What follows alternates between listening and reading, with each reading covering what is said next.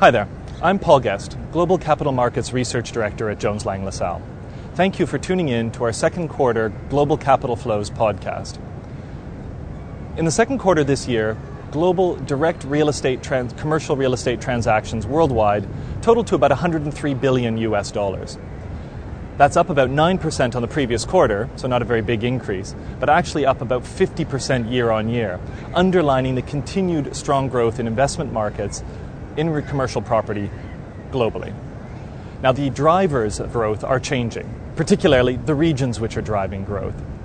Transactions in the second quarter in Europe, the Middle East, and Africa broadly stood still quarter on quarter. In Asia Pacific, they fell. Now, that's a normal seasonal pattern where transactions slide from the first quarter to the second quarter in any given year. But this was aggravated, of course, by the tragic natural disasters in Japan in March. The real growth story was the Americas, driven by the US and Canada, which saw an almost 100% increase year on year in transactions. Very, very rapid rebound. Now, what you're particularly interested in is the trends underlying this growth. Who's buying what, where, why, how that's evolving. There's a couple of things I'd like to flag from our forthcoming report.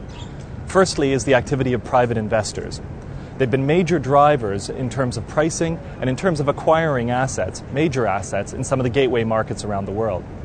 A decade ago, if an asset was over $10 million US, it was rarely introduced to a private investor. Today, have private investors from all over the world acquiring assets up to $100 million US, often entirely in equity. This is a major change from the institutional investor drivers of the boom period and immediately thereafter. Second thing worth mentioning is the effect that currencies are having on transaction flows. Currencies are becoming more volatile with huge swings in the euro, the US dollar, the Australian dollar, the real, Russian ruble, just to name a few. Now, you would expect that this would have a pernicious effect on currencies experiencing strong upgrowth, for example, the Australian dollar. What's interesting is that's not true at all.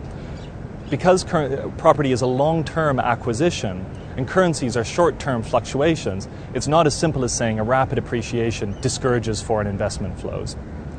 There's more detail on both of these trends and others in our second quarter Global Capital Flows report, which will be coming out in the next 2 weeks on this website. Thank you very much for tuning in.